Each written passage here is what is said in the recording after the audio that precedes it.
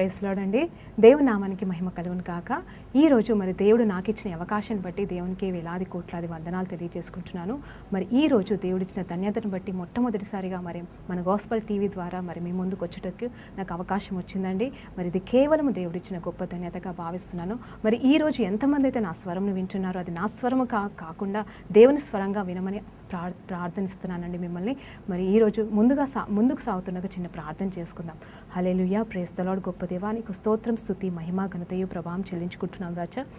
ఇదిగో దేవా నా తండ్రి, అన్యురాలిగా ఉంటున్నాను నన్ను ప్రభా నా తండ్రి. ఇదిగో నీ గొప్ప స్వార్థ నిమిత్తము ఏర్పాటు చేసుకుని ప్రభా నా తండ్రి నీ కొరకు నిలబెట్టుకుంటున్న విధానం బట్టి స్తోత్రం రాజా. మరి ఈరోజు ప్రభా నా ద్వారా నువ్వు మాట్లాడబోతున్న ప్రతి మాటనకై వందనాలు తెలియజేసుకుంటూ ప్రభా మరి ఈరోజు ఏ బిడ్డ ఏ మాట ద్వారా ప్రభా నువ్వు బలపరచబడుతున్నావు అందరిని బట్టి కూడా మీకే వేలాది కోట్లాది తెలియజేసుకుంటూ ముందుకు సాగుతూ కృపను దయచేయమని పరిశుద్ధాత్మదేవ నీకే సమస్తాన్ని ఈ సమయాన్ని మీకు సమర్పించుకుంటాగా మాకు ధన్యతను దయచేయమని అడుగుతున్నాం తండ్రి.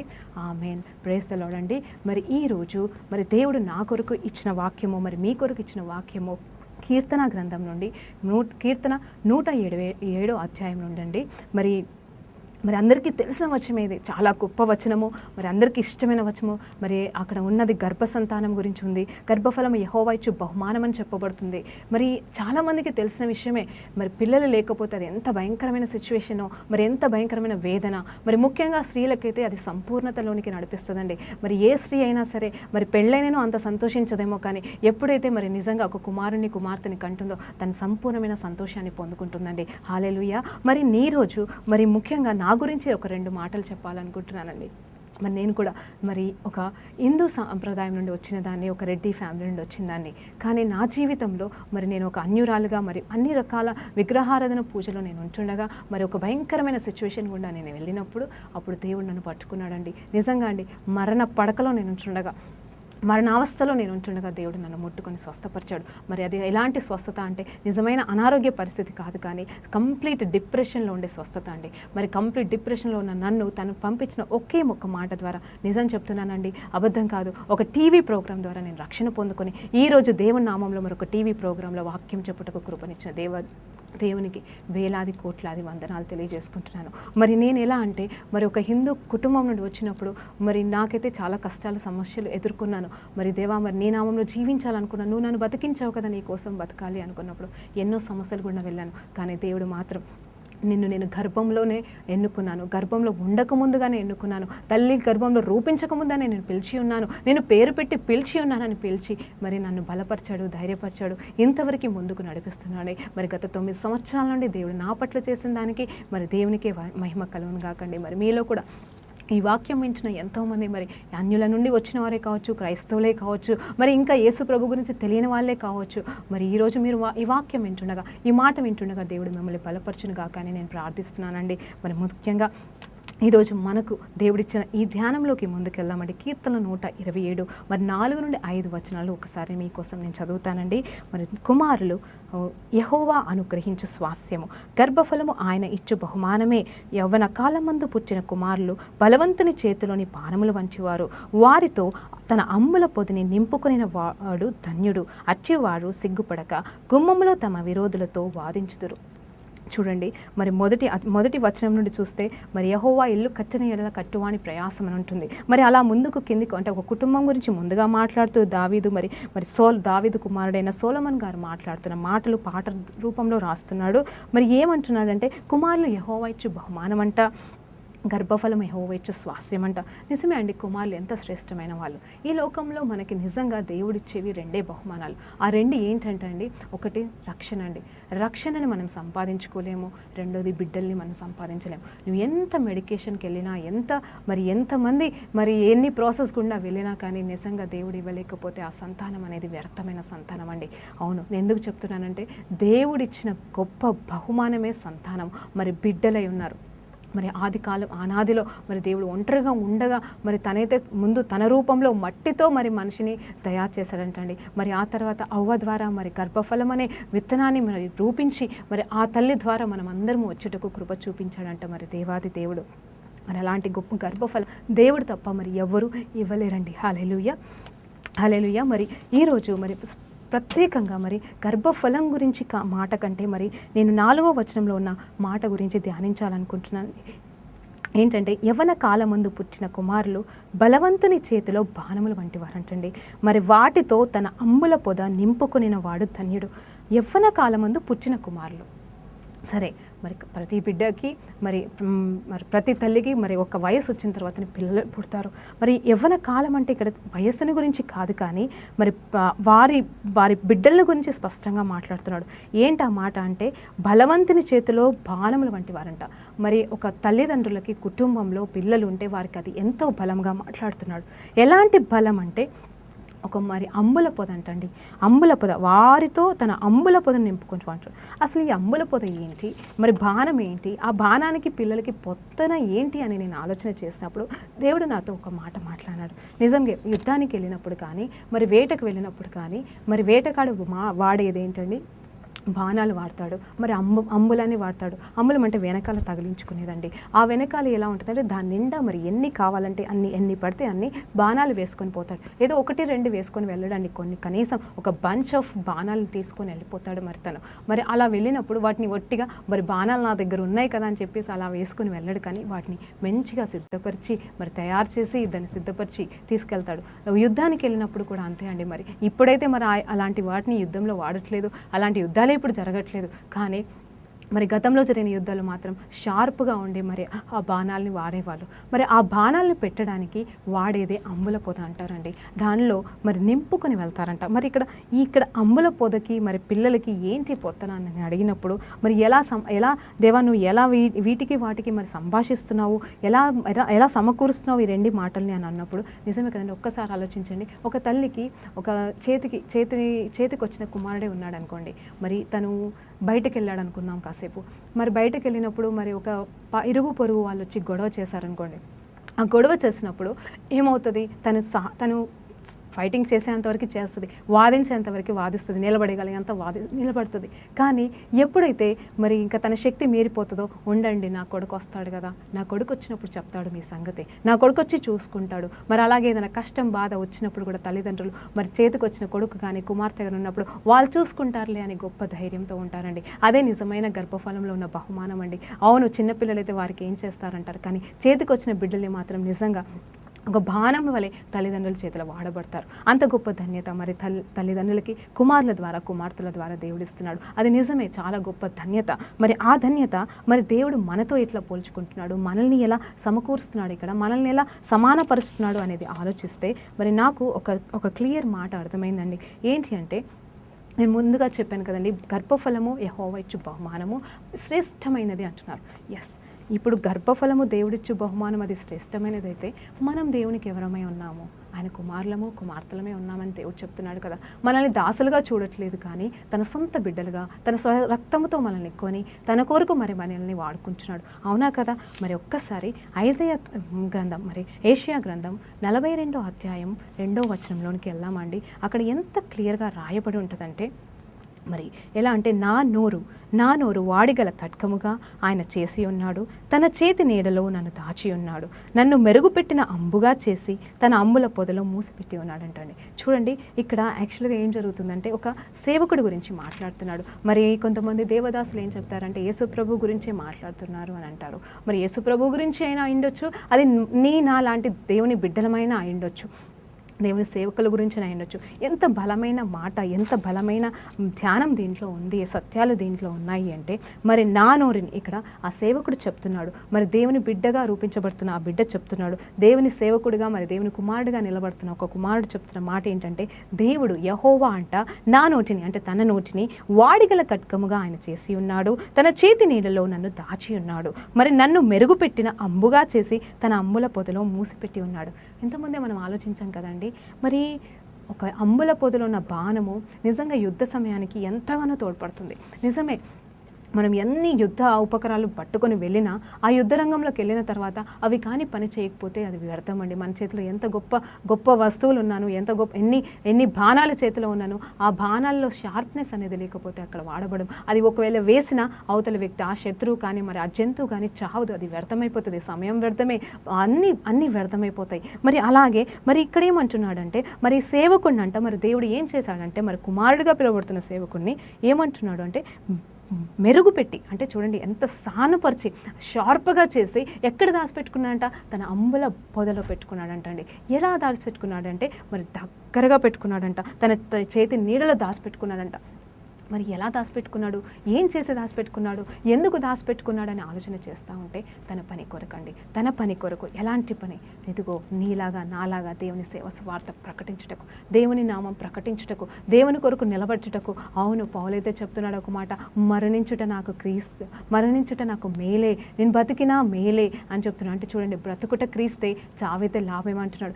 ఏముందండి అందులో? మరి నాకు అర్థం కాలేదు. కానీ నా జీవితంలో జరిగిన గొప్ప పాత రోత సంఘటనలను బట్టి ఎప్పుడైతే నేను దేవుని నమ్ముకున్నానో, ఆ పాత జీవితంలో అయితే ఎప్పుడు చనిపోవాలని ఆలోచనే, మరి ఎప్పుడైతే దేవుడు నన్ను పట్టుకున్నాడో ఈ రోజు వరకు మాత్రం నాకు ఒక్కసారి కూడా చనిపోవాలని ఆలోచన రాలే, చనిపోవాలన్న తలంపు రాలే. ఎప్పుడైనా సమస్యల గుండా వెళ్ళినప్పుడు, ఇబ్బందుల గుండా వెళ్ళినప్పుడు నాకు వచ్చిన తలంపు ఏంటి తెలుసా అండి? దేవా, నువ్వు ఆ రోజు నేను చచ్చిపోతున్నదాన్ని పట్టుకొని బతికించావు కదా, ఎందుకు బతికించావో నీకు తెలుసు తండ్రి. నేను అందుకోసము భయపడాల్సిన అవసరం లేదు. సరే, ఏదో సమస్య వచ్చింది, అందును బట్టి నాకు నష్టం జరుగుతుండొచ్చు, కానీ ఇది అంతము కాదు, ఇది అంతము కాదు. ఎందుకంటే ఏ రోజు నేను చచ్చిపోవాల్సింది ఆ రోజు బతికించావు కాబట్టి, ఈ రోజు వరకు నడిపిస్తున్నావు కాబట్టి, ఇంకా నన్ను నడిపిస్తావనే నమ్మకంతోనే నేను ముందుకు సాగుతాను, కానీ నేను వెనుదిరగను దేవా అని చెప్పేసి ఆయన చేతిలో దేవా నన్ను వాడుకొని సమర్పించుకుంటానండి. అవును, మనుషులము ఎప్పుడు బాధలు, కష్టాలు, మరి ఎన్నో రకమైన శోధన గుండా వెళ్తాం. మరి లోకంలో కష్టాలు సహజమని దేవుడు చెప్తా ఉన్నాడు. హల్లెలూయా. మరి దేవుడు ఒక మాట చెప్తున్నాడండి, నిజమే. ఎట్లా అంటే ఎంత షార్ప్గా మరి ఆ బాణాన్ని చేస్తాడంట అండి. అంటే తన చేతిలో ఉన్న సేవకుని కొన్ని సంవత్సరాల పాటు మెరుగు పెడతాడంట, కొన్ని సంవత్సరాలు, నెలలు. మరి నన్నైతే పిలిచి 9 సంవత్సరాలు అవుతుంది. 9 సంవత్సరాల నుండి ఎన్నో కష్టాలు గుండా వెళ్ళినాను, ఆయన పాదాలు పట్టుకునే ఉన్నాను. అవునండి, నేను పడిపోయాను, లేచాను ఎన్నోసార్లు. దేవా, మరి నీవు ఉన్నావా అనే ప్రశ్నలు కూడా అడిగిన పరిస్థితులు ఉన్నాయి, కానీ వెంటనే లేచి లేదు అలా అనడానికి వీల్లేదు. ఎందుకంటే నా దేవుడు గొప్ప దేవుడు, మన దేవుడు గొప్ప దేవుడు, ఆయన మాట్లాడే దేవుడు, ఆయన వింటున్న దేవుడు, ఆయన చూస్తున్న దేవుడు. కాబట్టి ఆయన నుండి మనకి ఎలాంటి సమస్య రాదు. ఆ సమస్యలు వచ్చినాయి అంటే అవి అక్కడి నుండి వస్తాయి, లేదా మనం చేసే పొరపాట్ల మూలంగా వస్తాయి, కానీ దేవుడిచ్చే సమస్యలు కాదు అని తెలుసుకున్నాను. కానీ మనకు కొన్ని తర్ఫీదులు అంటే ఇస్తాడంటండి. హెబ్రూస్ గ్రంథంలో చెప్పినట్టుగా మరి 12వ అధ్యాయంలో మరి అక్కడ క్లియర్గా ఒక తండ్రి ఎలా అయితే తన కుమారుణ్ణి మరి ఎలా అయితే తర్ఫీదిస్తాడో, మరి డిసిప్లైన్ చేస్తాడో, ఆ రీతిగా మరి ఇక్కడ కూడా మరి తర్ఫీదిస్తాడటండి. మరి ఏ రకమైన ఆ తర్ఫీదు ఖచ్చితంగా చెప్తున్నాడు వాక్యంలో, కఠినంగా ఉంటుందంట. నిజమే అండి. మరి మనము ఎవరినైనా సరే ఒక పని వాళ్ళని అపాయింట్ చేసుకున్నప్పుడు కనీసం టెస్ట్ చేస్తామా? ఒక డ్రైవర్ని నీకు డ్రైవర్గా మనం ఒక డ్రైవర్ని పెట్టుకున్నప్పుడు మన కోసం మరి ఆయనకి డ్రైవింగ్ లైసెన్స్ ఉందా, ఎన్ని ఇయర్స్ ఎక్స్పీరియన్స్ ఉంది, ఏ వెహికల్ నడుపుతావు అని చెప్పేసి మనం టెస్ట్ చేస్తాము, చూస్తాము. మరి నిజంగా ఎక్స్పీరియన్స్ ఉందా, అబద్ధం చెప్తున్నాడా? ఎందుకంటే మన వెహికల్ని తీసుకెళ్ళి ఎక్కడో కొట్టేస్తే మరి మనం ప్రాణాలు పోతాయి, కారు పోతుంది, తను పోతాడు కదా. మరి ఏదో రాగానే నీకు ఎక్స్పీరియన్స్ ఉందా లేదని టెస్ట్ చేయకుండా మరి అడగకుండా అయితే మనం తీసుకోము ఒక డ్రైవర్ని. మరి అలాగే మరి జాబ్లో అపాయింట్ చేసుకున్నప్పుడే కావచ్చు, ఇంకే రకంగా అయినా సరే మనం ఖచ్చితంగా వాళ్ళకి ఆ జ్ఞానం ఉందా, ఆ పని చేయగలదా అని అన్ని రకాలుగా చూసి ఇంటర్వ్యూ చేసి మరి తీసుకుంటామండి. మరి దేవుడు కూడా తన పని కొరకు ఏర్పాటు చేసుకుంటాడు మనల్ని. నిజమే, తల్లి గర్భంలో ఉండక ముందుగానే మనల్ని రూపించిన దేవుడు అన్నీ మనలో పెట్టాడండి. కానీ ఆ విషయాలు మనకి తెలియదు. మనకి తెలియాలంటే కొంచెం తర్ఫీదు కావాలి, కొంచెం ఆలస్యం అవుతుండొచ్చు, కొంచెం నేర్చుకోవడానికి టైం పడుతుండొచ్చు. అవును, మరి చిన్ననాటి నుండే క్రైస్తవులుగా ఉన్నవారికి చిన్ననాటి నుండి వాక్యం ఉండొచ్చు, చర్చికి వెళ్తుండొచ్చు, కానీ నిజమైన దేవునితో రిలేషన్షిప్ ఉండకపోవచ్చండి. ఆ రిలేషన్షిప్ మనకి ఎలా వస్తుంది అంటే దినదినము ఆయనతో గడుపుతుంటే, మరి ఆయనలో ఎదుగుతుంటే, ఆయన నేర్పించేవి నేర్చుకున్నప్పుడు మనకు వస్తాయండి. నిజమే, మరి నాకు కూడా ఇన్ని రోజుల నుండి తర్ఫీదుగా అనుకున్నాను, మరి కొన్నిసార్లు మరి తర్ఫీదా దేవా మరి. కానీ ఒక్కటి మాత్రం నిజమండి, ఆలోచించండి మీరు కూడా. మరి సేవకులారా, ఎంతమంది తన వాక్యం వింటున్నారు? ఎన్నిసార్లు మీరు ఓడిపోలేదండి జీవితంలో? ఎన్నిసార్లు మీ సేవలో పడిపోలేదండి? నేనైతే చాలాసార్లు పడిపోయాను. ఒకసారి అడిగాను, దేవా నిజమే నువ్వు పరీక్షలు పెడతావంట. యోబు చెప్తున్నాడు కదా, శోధించబడిన మీదట నేను సువర్ణంగా మారేదను.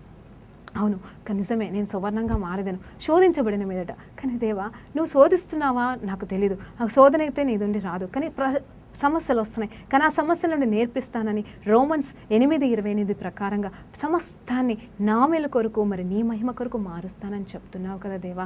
మరి ఆ మాట చక్కగా ఉంటుందండి. రోమన్స్ 8:28 మనం తీసి చదివినప్పుడైతే దేవుని సంకల్పం చొప్పున, దేవుని ప్రణాళిక చొప్పున పిలిచిన వారు మరి ఎవరైతే దేవుని ప్రేమిస్తున్నారో వారికి సమస్తము అన్ని విషయాలు కూడా మరి సమకూర్చి జరుగుతాయి అంటండి. అది చెడే కావచ్చు, మేలే కావచ్చు, ఆలస్యం కావచ్చు, నష్టం కావచ్చు, మరి ఏ పరిస్థితి కూడా దాన్ని ఖచ్చితంగా ఖచ్చితంగా దేవుడు మనకి మేలుకరంగాను మరి దేవునికి మహిమాకరంగా మార్చుకుంటాడంటండి. హల్లెలూయా. మరి మన జీవితంలో మరి నేను అడిగాను, దేవా నేను ఎన్నోసార్లు మరి నాకు నీ పరీక్షలు గుండా వెళ్తున్నాను, నీ సిచ్యువేషన్లు గుండా వెళ్తున్నాను, కానీ ఎక్కడ కూడా నేను పాస్ అవుతున్నట్టు నాకు అనిపించట్లేదేవా. నువ్వు ఎలా సర్టిఫికేషన్ చేస్తావు, ఎలా నన్ను ముందుకు నడిపిస్తావు, మరి నేను ఇక్కడే ఆగిపోతానా, మళ్ళీ ఇక్కడ నేను నిలబడాలంటే దేవుడు అట్లాంటి వాడు కాదండి. ఆయన క్రూరుడు కాదు, ఆయన ఫెయిల్ చేసే దేవుడు కాదు, నేర్పిస్తాడు కానీ మనల్ని ఫెయిల్ చేయడండి. ఆయన పాస్ చేయడానికి ఆయన కృప మనకి చాలు. కేవలం ఆ ఓటమిలో నువ్వు ఓడిపోతామండి, కానీ దేవుడు మనల్ని బిడ్డ నిలబడిందా లేదా, నా కుమారుడు నిలబడ్డాడా లేదా, నా కుమారుడు మరి ఈ విషయంలో నిలబడుతున్నాడా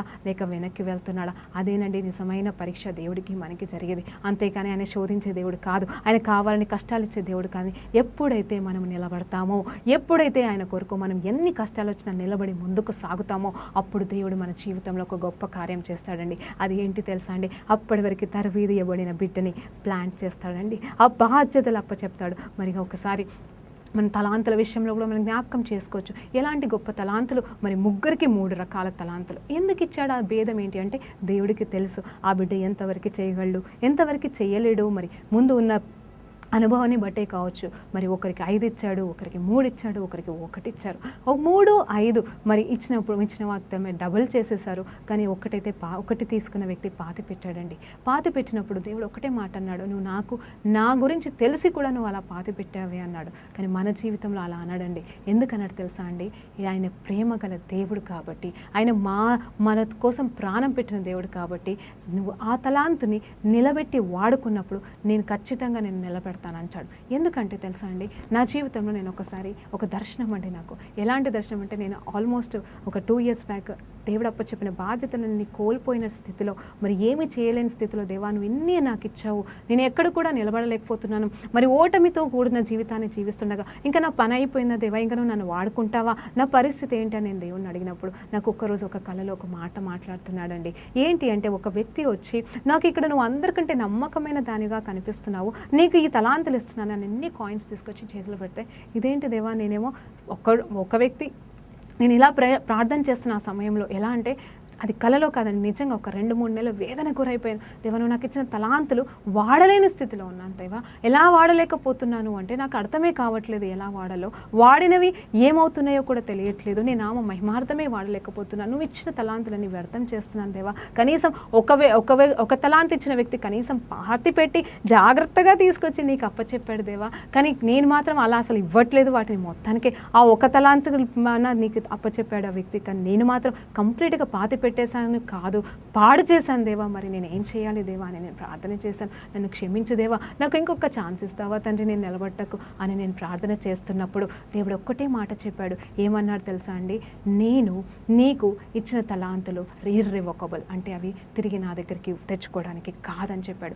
నిజమే దేవా, మరి అవును కదా ప్రభా, మరి ఏం చేయాలి ప్రభా, నన్ను క్షమించు అని నేను అలా ఒక 2-3 నెలలు ప్రయాసపడుతున్నాను. అంటే దేవుడి దగ్గర గోజాడుతున్నాను, నాకు దేవుని దగ్గర నుండి ఎలాంటి మాట రావట్లే, చాలా మౌనమైన పరిస్థితి గుండా నేను వెళ్తున్నప్పుడు దేవుడి మౌనం కూడా గొప్ప సైలెన్స్గా నేను అనుభవిస్తున్నానండి. అవును ఆయన మౌనంని, గొప్ప సైలెన్స్ని ఒక జవాబుగా నేను అనుభవిస్తున్న సమయంలో ఒకరోజు రాత్రి నన్ను దర్శించి అంటే ఒక కళ రూపంలో ఒక వ్యక్తి వచ్చి ఇలా, అమ్మ ఇక్కడ అందరికంటే నువ్వు నమ్మకమైన దానికి కనిపిస్తున్నావని నన్ను తలాంతులు తీసుకొచ్చి, అంటే కాయిన్స్ అండి, రకరకాల కాయిన్స్, కలర్ఫుల్ కాయిన్స్ తీసుకొచ్చి చేతిలో పెట్టాడు. నిజంగా అండి ఈరోజు నేను సేవకులతోనే మాట్లాడుతున్నాను. నిజమే, నా వాక్యము నేను గర్భఫలం గురించే మాట్లాడాలనుకున్నాను.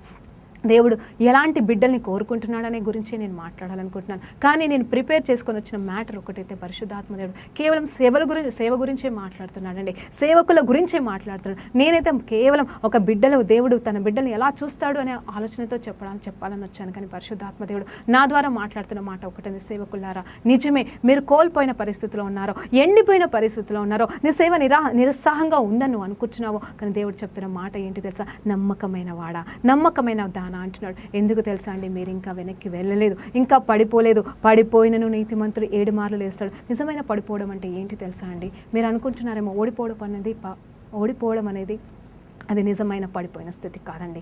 దయచేసి నమ్మండి మాట. ఓడిపోవడం అనేది ఖచ్చితంగా జరుగుతుంది మనుషుల జీవితంలో, సేవకుల జీవితంలో. అది దేవుడికి తెలుసండి. దేవుడు మన ఓటమిని బట్టి మనల్ని గద్దించే దేవుడు కాదు, మనల్ని విడిచిపెట్టే దేవుడు కాదు. ఎన్ని కష్టాలు వచ్చినాను ఓడిపోయినప్పుడు నువ్వు దేవుడివి కాదు, నువ్వు అసలు దేవుడివై ఉన్నావా అని దేవుడిని విడిచిపోతేనే మనం పడిపోయిన వాళ్ళమండి. అంతేకాని మన పరిస్థితుల్లో ఓడిపోయినా, ఒకవేళ చేయకూడని పాపం చేయలేక చేసినా, ఒకవేళ తప్పు చేయకూడదు అనుకొని చేసినా, బలహీనతలో పడిపోయినా ఏ బలహీనత కూడా మనల్ని మన దేవుడి నుండి ఆపలేదు. మన దేవునికి మనకు మధ్యలో అడ్డుగా నిలవలేదు. కానీ ఎప్పుడైతే అసలు దేవుడే లేడు, అసలు దేవుడు ఎక్కడున్నాడు అనుకుంటూ నువ్వు ప్రశ్నించి దేవునికే దూరం అయిపోయావా, అది అండి నిజమైన ఓటమి. అలాంటి ఓటమిలో నువ్వు ఉంటే మాత్రం దేవుడు కూడా నీకు సహాయం చేయలేడు. సేవకుడా, నీతో మాట్లాడుతున్నాను ఈరోజు ఈ మధ్యాహ్నం కాల సమయంలో. నేను నిజంగా నీతో మాట్లాడుతున్నాను. దేవుడు నాతో మాట్లాడిన దేవుడు నీతో కూడా మాట్లాడుతున్నాను. నువ్వు తలాంతులు వ్యర్థమైపోతున్నాయి అనుకుంటున్నావు, లేదు, వ్యర్థం కావట్లే. నేను ఇంకా దేవుడు నమ్మి ఇంకా డబల్ త్రిబుల్ నీకు ఇవ్వబోతున్నాడు. వాడడానికి నీకు జ్ఞానము ఇచ్చి ఉన్నాడు. లేచి నిలబడి ముందుకు సాగమని దేవుడు చెప్తున్నాడు. మరి ముఖ్యంగా మరి ఒక ఈ మాటలో మీకు చెప్తున్నానండి, నిజంగా దేవుని బిడ్డలు దేవుని చేతిలో ఇక్కడ ఉన్నారండి. అంబుల పొదలో జాగ్రత్తగా, మరి ఎంతగా జాగ్రత్తగా ఉన్నాడంటే షార్పెన్ చేస్తున్నాడు, దినదినము షార్పెన్ చేస్తున్నాడు, దినదినము పదును పడుతున్నాడు, దినదినము సానే అంటే ఎలా అంటే ఎంత స్పష్టంగా క్లారిటీగా సిద్ధపరుస్తున్నాడు అంటే తన సేవకు సంపూర్ణంగా వాడబట్టకు. హల్లెలూయా.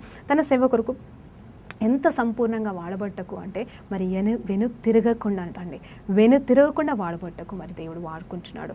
మరి నువ్వు వెను తిరుగుతున్నావా? ఏ రీతిగా తిరుగుతావు? పడిపోయిన స్థితిలో ఉన్నావా, పారిపోయిన స్థితిలో ఉన్నావా? ఒక్కసారి ఆలోచించుకో.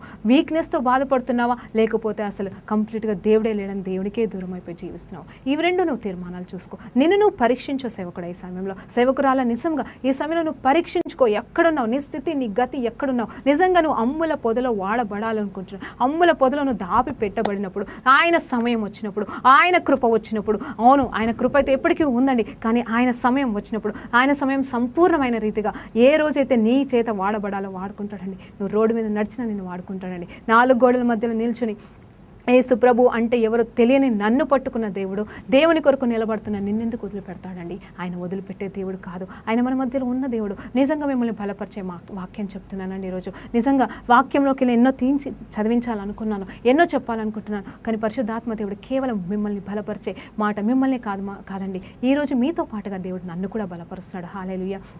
దేవునికి మహిమ కలుగును గాక. మరి ఈ మధ్యాహ్న కాల సమయంలో శ్రేష్టమైన ఆయన బిడ్డలుగా మనం ఉందామా? ముందుగా చెప్పుకున్న రీతిగా మరి యెహోవా ఇచ్చు బహుమానం అంటే ఇది గర్భఫలము. మరి గర్భఫలం యెహోవా ఇచ్చు బహుమానము అన్నప్పుడు మరి మనం ఎవరి బహుమానమై ఉన్నాం? ఆయన బహుమానం అండి. ఆయన బహుమానం ఇంకెంత శ్రేష్టంగా ఉంటుంది. మన బిడ్డలు శ్రేష్టమైన వారా కాదా? శ్రేష్టమైన వారా అండి. కానీ వారిని ఏ రీతిగా మనం నడిపిస్తామో వారు ఆ రీతిగా ఎదుగుతారు. ఒక్కొక్కసారి మనం ఎంత చెప్పినా వినని బిడ్డలు ఉంటారు, కానీ ప్రార్థనతో వాళ్ళని మార్చుకోగలము. దేవుని కృపతో మనం మార్చుకోగలం. ఎంత పరిస్థితిలో గుండా వాళ్ళు వెళ్ళినను మనం మార్చుకోవడానికి మనకు దేవుడిచ్చిన ఆయుధం ప్రార్థన అండి. హల్లెలూయా. మరి అలాగే మరి దేవుడు కూడా నిత్యము మరి ఆయన మరణించి తిరిగిలేసి మరి తండ్రి కుడి పార్శ్వన కూర్చున్న యేసు ప్రభు నీకోసము నా కొరకు విజ్ఞాపన చేస్తుండగా మరి ఎల్లప్పుడూ ఆయన విజ్ఞాపన చేస్తున్నాడండి. తల్లిదండ్రులు చేసే ప్రార్థనకే ఎంతోమంది సాక్షులుగా నిలబడుతున్నారే. మరి తండ్రి చేసే ప్రార్థన, యేసయ్య చేసే ప్రార్థనకి నువ్వు నేను సేవకులుగా ఉంటుండగా మరి ఇంకెంత బలపరచబడతామండి, ఇంకెంత ధైర్యం తెచ్చుకోవాలండి. హల్లెలూయా. మరి ఈరోజు మరి ఈ కీర్తనలో మరి 127వ కీర్తనలో మరి ఎంతోమంది మీరు సేవకులుగా ఉండి కూడా మరి మీరు ఎన్నోసార్లు ప్రార్థన చేశారేమో, గర్భఫలము లేని వారి కోసం ప్రార్థన చేశారేమో. ఈ అధ్యాయంలో మరి ఇల్లు కట్టని వాడి ఎడల దేవుడు ఇల్లు కట్టని ఎడల కట్టువాని ప్రయాసం వ్యర్థమని మరి మందిరాల గురించి మాట్లాడుకున్నామేమో, ఇల్లు గురించి మాట్లాడుకున్నామేమో, కుటుంబాల గురించి మాట్లాడుకున్నామేమో ఈ అధ్యాయం నుండి. మరి ఈ రోజు ఆయన చేతిలో ఆయన అంబుల పొదలో బాణంగా ఉందామా? ఎప్పుడైతే నిజమైన దురాత్మ శక్తులు మన ముందుకు వస్తాయో, ఏ బిడ్డ జీవితంలో మరి దురాత్మ శక్తులు పనిచేస్తున్నాయో, అంధకార శక్తులు పనిచేస్తున్నాయో, ఆ సమయంలో దేవుడు మనల్ని ఆయన అమ్ముల పొదలకెళ్ళి ఒక బాణంగా తీసి వాడుకొనుటకు మనం రెడీగా ఉన్నామా? మనం సిద్ధపడి ఉన్నామా? హల్లెలూయా. మరి ఏమనుకుంటున్నావు? ఈరోజు మరొక్కసారి నీ జీవితాన్ని దేవునికి సమర్పిస్తావా? మరి ఒక చిన్న ప్రార్థనతో ముందుకు సాగుదామండి. హల్లెలూయా. మరి నేను ముగింపులోనికి వస్తుండగా నిజమే మరి ఒక్కసారి మీరు సేవకులుగా ఉంటే ఈరోజు నేను ఈ వాక్యం అయిపోయిన తర్వాత మీకు మీరుగా మరి ఐజయా 49వ అధ్యాయం మొత్తం చదవండి. అందులో గొప్ప ధన్యతలు. నాకు సమయం లేదండి అని చెప్పడానికి. నేను అనుకున్నాను చదివి వాటి గురించి ఎక్స్ప్లెయిన్ చేద్దామని, కానీ ఈరోజు ఒకటే చెప్తున్నాను. అక్కడ క్లియర్గా 5వ వచనంలో గనుడవైతివి అని ఉంది. అక్కడ 6వ వచనంలో రక్షణకు రక్షణకి సాధనంగా వాడతానంటున్నాడు. మరి అంతే మాత్రమే కాదు, నిన్ను అంధకారంలో ఉన్న వాళ్ళని విడిపించడానికి నేను వాడుకుంటాను అనుకుంటున్నాడు. అంటే అంధకార శక్తుల నుండి విడిపించే ఆయుధంగా నిన్ను వాడుకుంటాను అనుకుంటున్నాడు దేవుడు. మరి ఆ రీతిగా మరొకసారి మధ్యాహ్న కాల సమయంలో నువ్వు సమర్పించుకుంటావా? హల్లెలూయా. మరి ఈరోజు నా వాక్యంని మొట్టమొదటిగా వింటున్న ప్రతి బిడ్డకై నిజంగా దేవునికే వందనాలు తెలియజేసుకుంటున్నాను. దాన్ని చిన్న ప్రార్థనతో ముగించుకుందామండి. హల్లెలూయా. గొప్ప దేవానికి స్తోత్రం, స్తుతి, మహిమ, ఘనతయు, ప్రభావం చెల్లించుకుంటున్నాం రాజా. నిజంగా తండ్రి ప్రభా, ఇక్కడ ఎంతమంది అయితే ప్రభా నా తండ్రి ప్రభా ఈరోజు నా స్వరమను విన్నారో ప్రభా, ఇదిగో తన అల్పురాలని అయోగ్యులని, అవును ప్రభా ఏ భాష నాకు రాదు ప్రభా నా తండ్రి, ఆయనను ప్రభా నీ మాటగా ప్రభా నిలబడటకు కృపనిచ్చినావు తండ్రి. నా నోటికి తోడై ఉండి ఇప్పటివరకు నడిపించిన దేవానికి స్తోత్రం తండ్రి. ఎంతమంది అయితే ప్రభా ఈ వాక్యాన్ని విన్నారో వాళ్ళని బలపరచని, ధైర్యపరచని, నీ చేతిలో అంబుల పొదలాగా వాడబట్టకు కృప చూపించమని అడుగుతున్నాను తండ్రి. అవును ప్రభా, అంబుల పొదలోని బాణముల వలె ప్రభా నా తండ్రి నీ చేతిలో ప్రభా ఆయుధాలుగా ప్రభా నా తండ్రి వాడబట్టకు కృప చూపించమని అడుగుతున్నాను తండ్రి. ప్రత్యేకమైన అభిషేకముతో వారిని ఆశీర్వదించమని అడుగుతున్నాను తండ్రి. మరి ముఖ్యంగా ప్రభా ఈరోజు ఎంతమంది అయితే ప్రభా నా తండ్రి ఈ వాక్యాన్ని విని బలపరచబడిన వారి తలాంతులను రెట్టింపు చేయమని అడుగుతున్నాను తండ్రి. పొడగొట్టుకోలేని తలాంతులు వారికి నువ్వు ఆల్రెడీ ఇచ్చి ఉన్నావు తండ్రి. ఉన్న తలాంతులు ఇంకా వాడుకున్నటకు ఇంకా రెట్టింపు తలాంతులు ఇచ్చి వారిని వాడుకోమని అడుగుతున్నాను తండ్రి. ముఖ్యంగా రక్షణ లేని బిడ్డలకి ప్రభా ఈ రోజు ప్రభా ఎంతమంది అయితే వాక్యం విన్నారో ప్రభా నిజమైన దేవుడి బిడ్డగా నిలబడి ప్రభా ఎంతమందిని విడిపించే ఆయుధాలుగా వాళ్ళని వాడుకోమని యేసు నామములో అడుగు వేడుకుంటూ పొందుకుంటున్నాం తండ్రి. ఆమేన్.